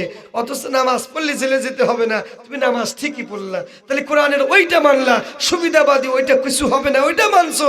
আর কোরআনের আইনের কথা বললে যে জেল যেতে হয়, জেলে যাওয়া লাগতে পারে, এইটা মানলে না, তার মানে তুমি প্রকৃত ঈমান না। তোমার জন্য পৃথিবীতে লাঞ্ছনা বঞ্চনা গজব, আখিরাতে তোমাদের জন্য কঠিন শাস্তি। নাউজুবিল্লাহ, সুবহানাল্লাহ। এই শাস্তি পাইবেন, তাও সুবহানাল্লাহ বলেন, নাউজুবিল্লাহ। শুধু তাই না, আল্লাহ বলছেন যদি বাঁচতে চাও, আল্লাহ ফর্মুলা দিবেন। কি ফর্মুলা? উদখুলু ফিস সিলমি কাফা, তোমরা পরিপূর্ণভাবে প্রবেশ করো। আংশিক না, কিছু মানবা কিছু না, না না, তোমার জীবন দিয়ে হলেও তুমি পরিপূর্ণভাবে তুমি কোরআনে প্রবেশ করো, ইসলামে প্রবেশ করো। কাফা, পরিপূর্ণভাবে। তুমি নামাজ যেরকম পড়বা, রোজা যেরকম করবা, হজ যেরকম করবা, টাকা থাকলে হজ করবা, টাকা থাকলে যেরকম যাকাত দিবা, তুমি যেরকম পিতামাতার খেদমত করবা, তুমি যেরকম মানুষের হক আদায় করবা, তুমি যেরকম ইয়াতিম মিসকিনের হক আদায় করবা, তেমনি ভাবে আল জান দিয়া, মাল দিয়া, জীবন দিয়া সংগ্রাম, আল্লাহর দ্বীন আল্লাহর জমিনে প্রতিষ্ঠিত করার জন্য সংগ্রাম করবা, জিহাদ করবা, লড়াই করবা, মিটিং করবা, মিছিল করবা। এটা হলো তোমার জন্য ফরজ। তাহলেই তোমার পরিপূর্ণ ইসলামে দাখিল করা হবে। কথা বলেন ঠিক নেবে? যেদিকে মার খাওয়ার ভয় সেদিকে আমরা যাই না। কথা বলেন, আমরা মার খাওয়ার ভয় যেদিকে, কোরআনের ওইটা আমরা বাদ দিছি। কথা বলেন ঠিক নেবে? ঠিক বাদ দেই নাই। হ্যাঁ, অধিকাংশ আর ইমাম সাহেবরা এটাই করছে। ইমাম সাহেবরা, খতিব সাহেব যারা জুমার নামাজে বয়ান দেয়, সুদের কথা বলে না। মানে এই যে সভাপতি, অনেক মসজিদে আছে সভাপতি, কেশিয়ার অথবা সেক্রেটারি অথবা প্রভাবশালী একজন মুসল্লি সুদ খায়, এই জন্য সুদের ওয়াজ করে না। কি ওয়াজ করে না? জানে যে সুদের ওয়াজ করলে চাকরি নিয়ে টানাটানি হতে পারে। কথা বলে, চাকরি যেতেও পারে। ও কোরআনের সুদের বিরুদ্ধে একটা আয়াত আছে, এই আয়াতকে পাশ কাটিয়ে চলে যায়। কথা বলেন ঠিক না বেঠিক? তুমি যে কোরআনের আয়াত বাদ দিয়া মিটা মিটা ওয়াজ করলা, সবাই খুশি হলো। এই কোরআনের আয়াত বাদ দেওয়ার কারণে তুমি যে বেতন পাচ্ছ, এই পুরা বেতনটা তোমার জন্য হারাম হয়ে গেছে। কথা বলেন। ইন্নাল্লাযীনা ইয়াকতুমুনা মা আনজালাল্লাহু মিনাল কিতাব ওয়া ইয়াশতারুনা বিহি সামানান কালীলা। আল্লাহ বলছেন, যারা হক কথা গোপন করে, কি করে? হক কথা গোপন করে মার খাওয়ার ভয়ে, চাকরি যাওয়ার ভয়ে হক কথা যারা গোপন করে, মানসাল্লাহ, আমি আল্লাহ যা নাজিল করেছি, যে বিধানগুলো নাজিল করেছি, যারা বলে না, আল্লাহর কোরআনের কিছু ফতুয়া কম দামে বিক্রি করে, ও যে টাকা উলাইকা মা ইয়াকুলুনা ফি বুতুনিহিম নার, এর মাধ্যমে ও যে বেতন পাইলো, ও যে টাকা পাইলো, ও যে হাদিয়া পাইলো, ও বেতনে উলাইকা ইয়াকুলুনা ফি বুতুনিহিম নার, ও যে টাকা পয়সা খাইলো এটা সরাসরি জাহান্নামের আগুন খাইলো। কার কথা? এটা আমার কথা না কোরআনের কথা? কোরআনের কথা। হ্যাঁ, উল্টো ফতোয়া দিয়ে কিভাবে? আমি আগেই বলেছি কাইফা তাকফুরুনা বিল্লাহ ওয়া কুনতুম আমওয়াতান। আল্লাহ বলেছে তোমরা তো মৃত্যু ছিলা, ফাহইয়াকুম, আমি তো তোমাদেরকে জীবিত করেছি, জীবন দিয়েছি, প্রাণ দিয়েছি। কেমনে গো, কিভাবে আমি আল্লাহর তোমরা অস্বীকার করো, আমি আল্লাহর নাফরমানি করো, আমি আল্লাহর বিরুদ্ধে তোমরা স্লোগান দাও, কেমনে? আল্লাহ পাক আমাদেরকে কত সুন্দর করে সৃষ্টি করেছেন, ঠিক না বেঠিক? আল্লাহ বলেছেন লাকাদ খালাকনাল ইনসানা ফি আহসানি তাকওয়িম, আমি মানুষদেরকে সুন্দর আকৃতি দিয়ে সৃষ্টি করেছি। সুবহানাল্লাহ। গরু ছাগল ভেড়া বকরি যত মাখলুক আছে, পিপিলিকা একটা মাখলুক, মাকড়সা একটা মাখলুক, তেলাপোকা একটা মাখলুক, যত মাখলুক আপনি দেখতে পান, দেখবেন আপনি আয়নার সামনে দাঁড়ান, দেখেন আল্লাহ পাক আপনার কত সুন্দর কান দিয়েছেন, কানের জায়গায় কান দিয়েছেন, চোখের জায়গায় চোখ দিয়েছেন, মুখের জায়গায় মুখ দিয়েছেন, নাকের জায়গায় নাক দিয়েছেন, দাঁতের জায়গায় দাঁত দিয়েছেন। কোন বান্দার যদি নাক এখানে না থেকে কপালে থাকে, বলুন তো কেমন দেখা যাবে? হ্যাঁ, তুমি আয়নার সামনে দাঁড়াও বান্দা, আল্লাযী খালাকাকা ফাসাওয়াকা ফাআদালাক ফি আইয়ি সূরাতিন মা শাআ রাক্কাবাক। ও বান্দা, কত সুন্দর অবয়বে, কত সুন্দর চেহারা দিয়া, হাতের জায়গায় হাত, পায়ের জায়গায় পা, কানের জায়গায় কান, আর নাকের জায়গায় নাক, কত সুন্দর করে আমি আল্লাহ তোমাকে বানিয়েছি। সুবহানাল্লাহ। আল্লাহ শুধু আমাদেরকে বানানি নাই, আল্লাহ বলছেন পৃথিবীর ভিতরে সব চাইতে তোমাদেরকে সম্মানিত করেছে। সুবহানাল্লাহ। আল্লাহ পাক আমাদেরকে সম্মানিত করেছে। আল্লাহ বলেছেন ওয়ালাকাদ কাররামনা বানি আদম, এই পৃথিবীকে বনি আদমকে আমি আল্লাহ সবচেয়ে বেশি সম্মানিত করেছি। সুবহানাল্লাহ। আল্লাহ যে আমাদের সম্মানিত করেছেন বিশ্বাস হয় না? হয় না? এমন কি কিতাবের ভিতরে আসছে আল্লাহ ফেরেশতার চাইতেও, নূরের তৈরি ফেরেশতার চাইতেও আল্লাহ পাক বনি আদম সন্তান অর্থাৎ আমরা মানুষদেরকে আল্লাহ পাক বেশি সম্মানিত করেছেন, দাবি করেছেন। সুবহানাল্লাহ। জি জি, দলিল হচ্ছে আল্লাহ রাসূলকে মিরাজে নিয়ে গেলেন, জিবরাইল সাথী হয়ে গেলেন। জিবরাইল বুরাক নামক যন্ত্র দিয়ে রাসূলকে যখন নিয়ে গেলেন, যাইতে যাইতে ইনদা সিদরাতুল মুনতাহা, সিদরাতুল মুনতাহা পর্যন্ত যখন গেলেন, জিবরাইল বলে ইয়া রাসূলুল্লাহ, ইয়া হাবিবাল্লাহ, এই সীমানা পর্যন্ত আমার যাওয়ার অধিকার আছে, ইয়া রাসূলুল্লাহ, এর উপরে আমার আর ওঠার অধিকার না। অথচ আল্লাহ পাক বিশ্ব নবীকে সিদরাতুল মুনতাহা থেকে উঠায় নিয়ে আরশে আজিম পর্যন্ত নিয়ে গেছে। সুবহানাল্লাহ। কোন আল্লাহ পাক নূরের তৈরি ফেরেশতার চাইতে, আল্লাহ পাক জিবরাইলের চাইতে আমার রাসূল মাটির মানুষকে আল্লাহ পাক বেশি সম্মানিত করেছেন। সুবহানাল্লাহ। আর একটা হাদিস মনে পড়ে গেল, হাদিস বলে আমি আলোচনার শেষের দিকে যাচ্ছি। আল্লাহ পাক যখন এই পৃথিবী সৃষ্টি করলেন, পৃথিবী সৃষ্টি করার সঙ্গে সঙ্গে এই পৃথিবীটা কাঁপতেছিল, নড়তেছিল, পৃথিবীটা হেলতে দুলতেছিল, পানির ভিতরে নৌকা যেরকম হেলে দুলে এদিক সেদিক হয়, এই পৃথিবীটা বানানোর সঙ্গে সঙ্গে এই পৃথিবীটা নড়চড় হেলতে দুলতেছিল। আল্লাহ পাক এই পৃথিবীটাকে স্থির করার জন্য আল্লাহ পাক প্যারাক মারলেন। কি করলেন? প্যারাক মারলেন। আল্লাহ পাকের প্যারাক হচ্ছে, আল্লাহ সূরা নাবার ভিতরে বলেছেন আলাম নাজআলিল আরদা মিহাদাও ওয়াল জিবালা আওতাদা, আমি এই পৃথিবীটাকে, জমিনটাকে বিছানা স্বরূপ বানিয়েছি, আর পাহাড়কে আমি প্যারাক বানিয়েছি। সুবহানাল্লাহ। তার মানে আল্লাহ যখন পাহাড় সৃষ্টি করলেন, পাহাড় প্যারাক স্বরূপ প্যারাকের কাজ করলেন। পাহাড় সৃষ্টি করার সঙ্গে সঙ্গে এই জমিনটা নড়চড় বন্ধ হয়ে গেল, আর হেলে না দুলে না, একেবারে দেখেন সমতল ভূমি, নড়চড় নাই, এরকম একেবারে স্ট্রং হয়ে গেল, একেবারে থেমে গেল। এই পাহাড়ের এই ক্ষমতা দেখে, এই আশ্চর্য, এই এই এই কঠিন এই অবস্থা দেখে ফেরেশতারা আশ্চর্য হয়ে গেলেন। পাহাড়ের এত ক্ষমতা, পাহাড় সৃষ্টি করার সঙ্গে সঙ্গে এই পৃথিবীটা থেমে গেল, আর নড়াচড়া করে না। আল্লাহ কাছে ডাক দিয়ে বলেন ফেরেশতারা, ফেরেশতারা ডাক দিয়ে বলে আল্লাহ, পাহাড়ের ক্ষমতা এত, তুমি পাহাড় সৃষ্টি করেছো, এই জন্য জমিন আর নড়ে না। আল্লাহ গো, তোমার কাছে প্রশ্ন আল্লাহ, তুমি পাহাড়ের চাইতেও শক্তিশালী আর কোনো মাখলুক বানিয়েছো নাকি? সংক্ষেপে বলছি, অনেক ব্যাখ্যা করব না। আল্লাহ ডাকতে বলে, ও ফেরেশতারা, আমি পাহাড়ের চাইতে শক্তিশালী আমি মাখলুক বানিয়েছি, বস্তু বানিয়েছি। সেটা হচ্ছে লোহা। সেটা কি? লোহা। লোহার মাধ্যমে এরোপ্লেন বানানো যায়, লোহার মাধ্যমে জাহাজ বানানো হয়। লোহার এত শক্তিশালী, অনেক কাজ করা যায় লোহার।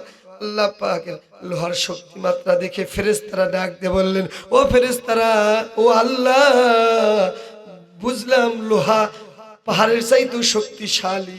আল্লাহ গো, লোহার চাই থেকে তুমি শক্তিশালী আর কোনো প্রাণী বানিয়েছো নাকি?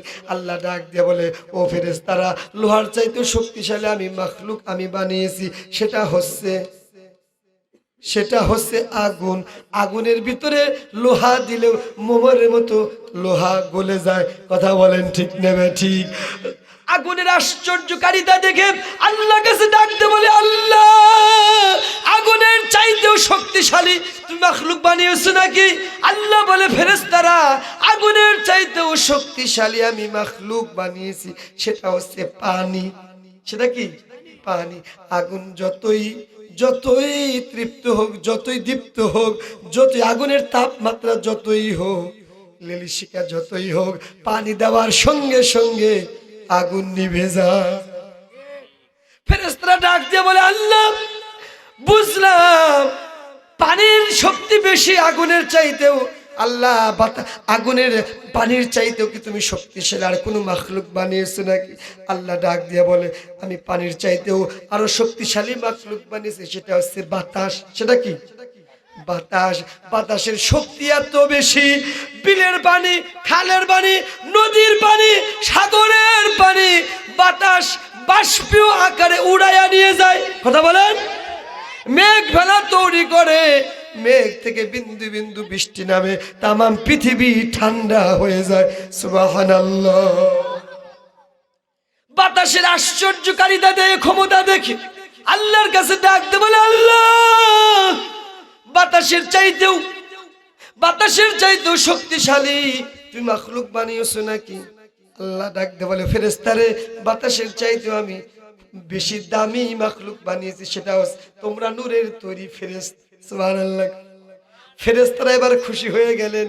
আল্লাহ ডাকতে বলে, ও ফেরেশতারা, শোনো,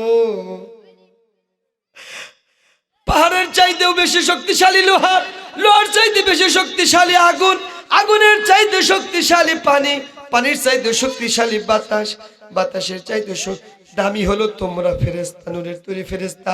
শুনে রাখো, তোমাদের চাইতেও শক্তিশালী আমি একটা দামি সম্মানিত আমি মাখলুক বানিয়েছি, সেটা হচ্ছে ওয়ালাকাদ কাররামনা বানি আদম। আমি আদম সন্তান মানুষদেরকে তোমাদের নূরের চাইতে, ফেরেশতার চাইতেও আমি আল্লাহ বেশি মর্যাদা, দামি, সম্মানিত করেছি। জোরে জোরে বলেন সুবহানাল্লাহ। লিল্লাহ তাকবীর, নারা তাকবীর। আল কোরআনের আলো, ইসলামের আলো, লিল্লাহ তাকবীর। আমি আপনি মানুষ, আল্লাহ পাক বলেছেন ফেরেশতা নূরের চাইতেও, মর্যাদার চাইতেও আমি মানুষকে বেশি মর্যাদা দিয়েছি। সুবহানাল্লাহ। কত কথা যে মাথার ভিতরে আসছে, কিন্তু সবাই নেই, প্রধান বক্তা এসে যাবে। এই আয়াত আরে হাদিস যখন আমি পড়েছি, আমি আমার মাথার ভিতরে একটা প্রশ্ন এসে গেছে। সেই প্রশ্নটা আপনাদের ভিতরেও আছে। সেটা হচ্ছে এই পৃথিবীতে মানুষ কম না। আল্লাহ যে বলেছে আমি ফেরেশতার চাইতে আমি বেশি দামি করেছি, আল্লাহ কি সব মানুষকে কি বেশি দামি করেছেন নাকি? তার কারণ আমরা দুচোখে দেখি এই পৃথিবীতে মানুষ আল্লাহর হুকুম মানে না, নামাজ পড়ে না, রোজা থাকে না, হজ করে না, যাকাত দেয় না, ও আল্লাহর বিরোধিতা করে, আছে না নাই? ও সুদ খায়, ও ঘুষ খায়, ও জেনা ব্যভিচার করে, ও নারী নির্যাতন করে, ও সাদা তোলে, ও আইনা ঘর তৈরি করে, ও মানুষকে নির্যাতন করে, মানুষের উপর জুলুম করে। কথা বলেন। তাহলে আমাদের আমাদের আমাদের ধারণায় এটা হচ্ছে খারাপ মানুষ। কি আল্লাহ গো, এই মানুষগুলো কি তোমার কাছে সম্মানিত নাকি? প্রশ্ন আছে না? মানুষ সম্মানিত বুঝলাম, কিন্তু যারা টেন্ডারবাজি করে, নামাজ পড়ে না, রোজা থাকে না, মানুষকে কষ্ট দেয়, জুলুম করে, সুদ খায়, ঘুষ খায়, জমির আইল ঠেলে, আয়না ঘর তৈরি করে, মানুষকে অন্যায়ভাবে জেলে দেয়, ফাঁসি দেয়, ইত্যাদি দেয়, এই মানুষ তো বাদ দিলাম। আগেকার যুগে ফেরাউন এত খারাপ ছিলেন, এরপরে নমরুদ, এরপরে আবু জেহেল, এরাও তো খারাপ মানুষ। তাহলে সব মানুষ কি আল্লাহর কাছে দামি নাকি? কথা বলেন। এই প্রশ্নটা আমার কাছে আসছে, আপনাদের কাছে এখন এসে গেছে। আল্লাহ পাকের কাছে যদি প্রশ্ন করা যায়, আল্লাহ বুঝলাম তুমি বলেছো মানুষ নূরের তৈরি ফেরেশতার চাইতেও বেশি সম্মানিত, কিন্তু সব মানুষ কি সম্মানিত তোমার কাছে নাকি? আমি প্রশ্ন করে জানতে চাই। আল্লাহ পাক ১,৫০০ বছর আগেই বান্দাদের প্রশ্নের জবাব দিয়েছেন, না না না, পৃথিবীর সব মানুষ আমি আল্লাহর কাছে সম্মানিত না। এবার আল্লাহর কাছে প্রশ্ন, আল্লাহ তাহলে তোমার কাছে সম্মানিত কোন ব্যক্তিরা? দেখি আমরা সেই ক্যাটাগরিতে পড়ি কিনা। আল্লাহ এবার সূরা হুজরাতের ভিতরে বলেছেন, ইন্না আকরামাকুম ইনদাল্লাহি আতকাকুম। আল্লাহ ডাক দিয়ে বলে, নিশ্চয়ই ওই ব্যক্তি আমি আল্লাহর কাছে বেশি সম্মানিত তারা, আমি আল্লাহকে বেশি বেশি ভয় করে যারা। আমি আল্লাহ পাকের কাছে সম্মানিত তারা, আজান হলে মসজিদে যায় যারা। আমি আল্লাহ পাকের কাছে সম্মানিত তারা, রোজার মাসে রোজা করে যারা। আমি আল্লাহ পাকের কাছে সম্মানিত তারা, টাকা থাকলে হজ করে তারা যারা। আমি আল্লাহ পাকের কাছে সম্মানিত তারা, যাকাত দেয় যারা। আমি আল্লাহ পাকের কাছে সম্মানিত তারা, কোরআনের মাহফিলে আসে যারা। আমি আল্লাহ পাকের কাছে সম্মানিত তারা, মসজিদ মাদ্রাসার খেদমত করে তারা। আমি আল্লাহ পাকের কাছে সম্মানিত তারা, মসজিদ মাদ্রাসায় দান করে যারা। আমি আল্লাহ পাকের কাছে সম্মানিত তারা, পিতা মাতার খেদমত করে যারা। আমি আল্লাহ পাকের কাছে সম্মানিত তারা, ঘুষ খাই না যারা, সুদ খাই না যারা, টেন্ডারবাজি করে না, চিন্তায় হাজানি করে না যারা, একমাত্র শুধুমাত্র এক কথায় আমি আল্লাহকে ভয় করে বেশি যারা, এই পৃথিবীতে সব চাইতে সম্মানিত তারা। সুবহানাল্লাহ। এবার এখন প্রশ্ন, যার যার মনের কাছে প্রশ্ন করেন। এখন আমরা আল্লাহর ওই খারাপ মানুষের মধ্যে পড়ে গেলাম, সম্মানিত মানুষের মধ্যে পড়ে গেলাম, না অসম্মানিত মানুষের মধ্যে পড়ে গেলাম? এটাই হলো প্রশ্ন। বন্ধু, ধরা খেয়ে যাব যদি অসম্মানিত মানুষের মধ্যে পড়ে যায়। দুনিয়াতেও লাঞ্ছনা বঞ্চনা গঞ্চনা, আখেরাতেও লাঞ্ছনা বঞ্চনা গঞ্চনা, গজব জাহান্নাম শাস্তি। আমার ভাইরা আসুন, আর লম্বা করব না। আমাদেরকে কোরআন মানতে হবে, ইসলাম মানতে হবে, নামাজ পড়তে হবে, গোলামি করতে হবে, দান সদকা করতে হবে। দান সদকাকারীরা আল্লাহ পাকের কাছে সম্মানিত। এই যে আপনাদের নয়াপাড়া মসজিদ, ছোট্ট একটা মসজিদ, এই মসজিদ মেরামত করার জন্য, এই মসজিদ বিল্ডিং করার জন্য অনেক টাকা পয়সা দরকার। কে আছেন এখানে উন্নতি কল্পে দিছে? আমার আপনার ২-৪টি টাকা পয়সা দান সদকা দিয়েই তো মসজিদ হবে।